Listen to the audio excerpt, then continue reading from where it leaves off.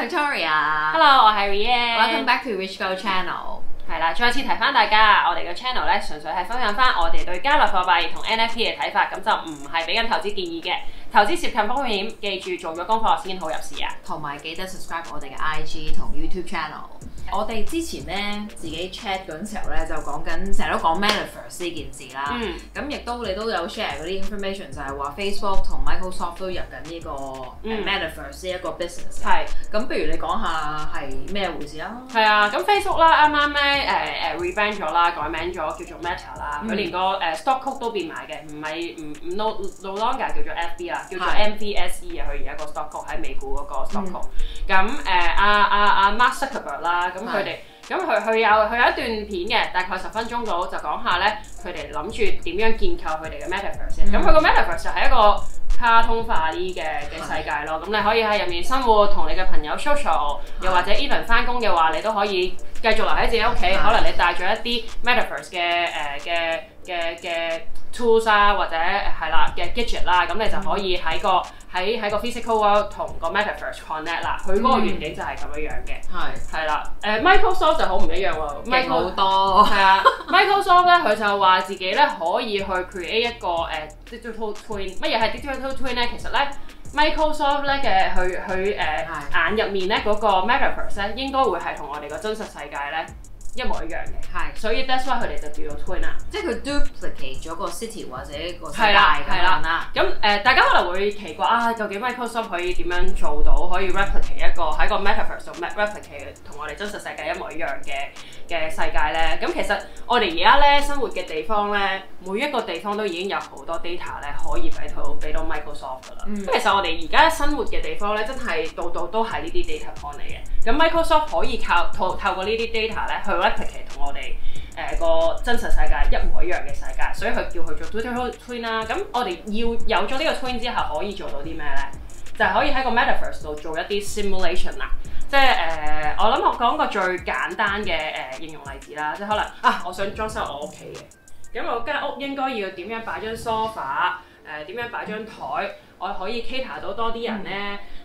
又或者我點樣會生活最方便咧？可能我就唔需要喺我間屋直接做個裝修，又或者要請個則師畫幾個圖俾我，可能唔使㗎。我可能喺個 Metaverse 度，我就可以模擬一次我間屋啲嘢點擺先。係基本上就係 duplicate 一個真實世界落個 virtual world 度，睇下點樣喺個 virtual world 去 enhance 人類嘅生活質素。咁跟住 OK 啦，成功啦，咁你先至喺個actual world 度 apply。其實就係咁。係啊，咁所以大家咧都見到啦，呢啲美國咧市值咁大，最頭10大嘅科技公司咧，全部都向緊 Metaverse 呢個方向進發嘅。咁所以近呢一排啦 ，Metaverse 類型嘅股票啦，同埋咧cryptocurrency 咧都升咗好多嘅。咁呢個係大家可以留意下嘅機會啦。係啦。咁影響嘅兩個幣，你之前成日都講呢兩個幣係因為 Metaverse 好影響好佢嘅市值嘅，咁嗰兩個會係係啦，我諗幣圈嘅人應該已經認識㗎啦，一個係 Mana 啦 ，MANA， 咁另外一個係 SAND， 咁呢兩個幣分別係做咩咧？其實兩個幣都係game 嚟嘅。Mana 咧就係元祖級嘅 Metaverse 遊戲啦，咁佢已經係個 game 已經有㗎啦，玩緊㗎啦，叫 Decentraland 啦，大家自己可以上去睇下啦。咁 SAND 咧就係香港嘅一間獨角獸公司啦 ，Animoca 嘅出嘅遊戲嚟嘅。嗰個遊戲未出嘅，但係嚟緊會出，佢會出 Sandbox VR，一個 VR 嘅遊戲，咁又係可以帶你進入去佢哋嗰個 Metaverse 嘅。咁兩個遊戲咧，其實都個玩法都有啲類似嘅。其實就係你可以喺入面買一啲地，然後我哋之前咪有喺 GameFi 同 Metaverse 嗰集講過 Play to Earn 嘅，即係點樣打機可以賺錢。咁佢哋兩個咧好得意嘅，就係你可以喺佢哋嗰個 Metaverse 入面買地，買完地之後咧，你就可以 develop 你嘅地啦。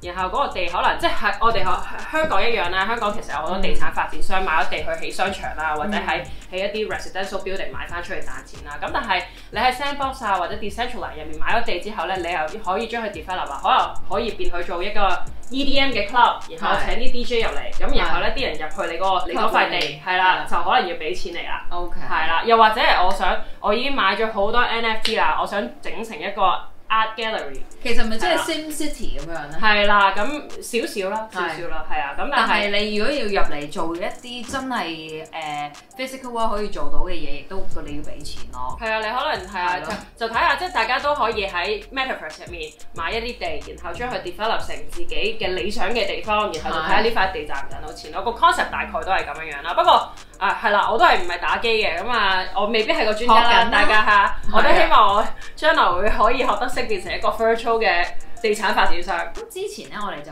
有啲 news 咧就 update 咗，就話其實 LV 啊、Nike 啊、Jimmy Choo 啊都開始有 NFT 啦。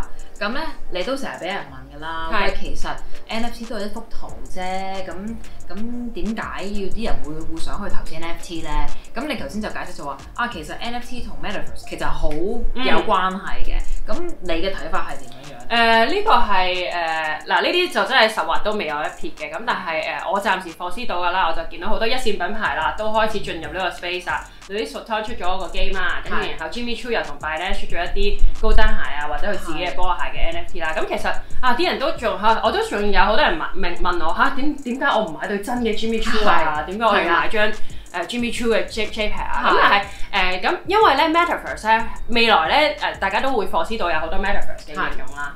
咁我哋行入去個 Metaverse 嘅時候，係用一個虛擬嘅身份行入去一個虛擬嘅世界啊嘛。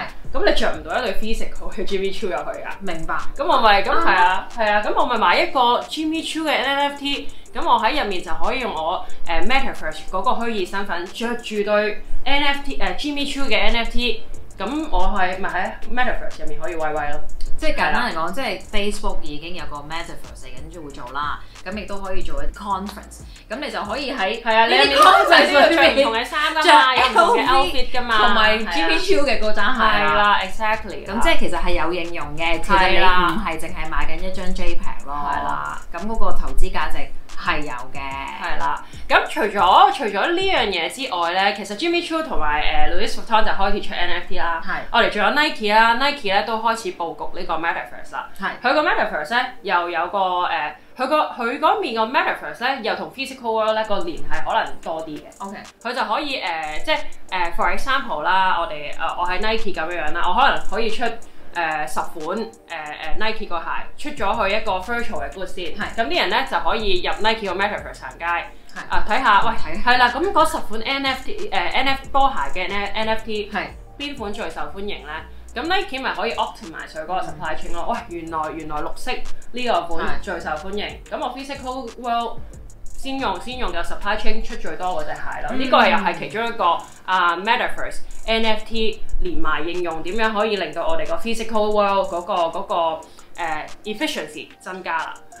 make sense， 即係有少少似 Microsoft 個 concept 咯。